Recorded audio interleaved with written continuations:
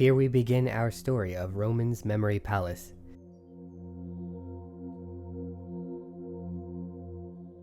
Down at its lowest floor, in a dusty bedroom within the servants' quarters of an enormous castle.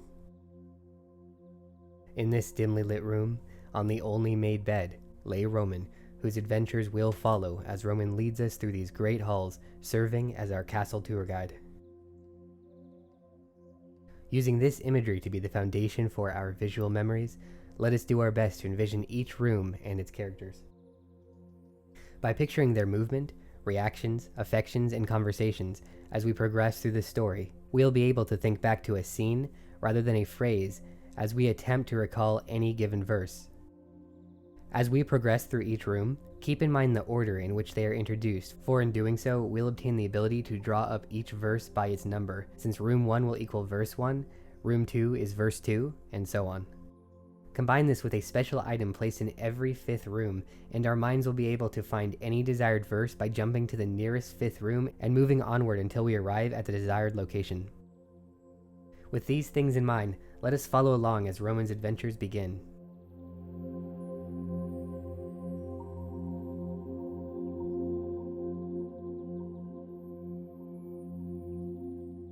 As morning breaks, Roman's lantern magically turns on, illuminating a near portrait whom he mistakenly believes is his master, but whom is actually a portrait of the Apostle Paul.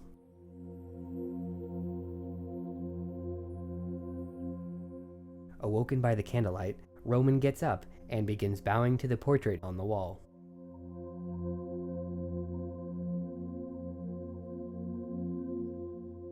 Forgetting the limited space behind him, Roman falls off his bed, landing with a big thump, which causes the large, unstable cross to tip over, tumbling onto the bed frame. Recovering from the fall, he immediately stands up and calls out for help to his fellow servant and friend to assist him in balancing the cross in fear that the steward might walk in and witness the mess.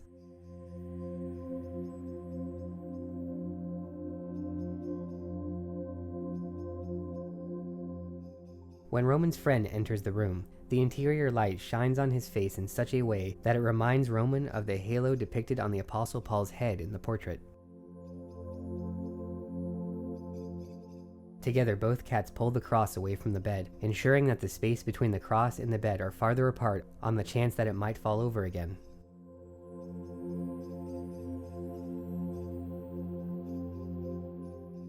As they finish propping up the cross, the Bible, which is lying on the edge of the bed, slides down onto the floor.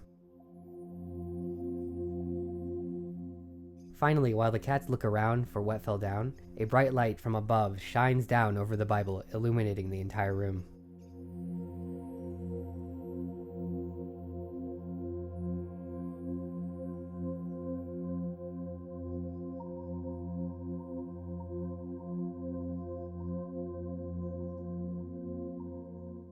And as the light disseminates while the cats stare in amazement, we conclude the story of Romans verse 1.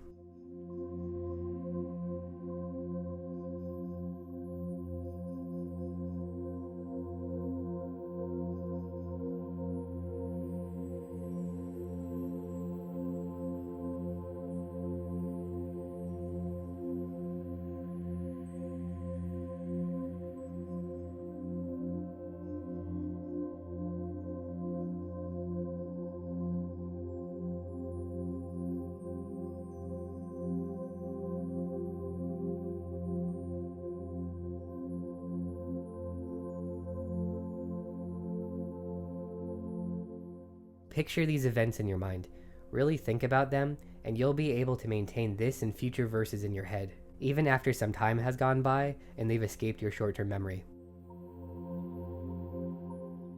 Until next time.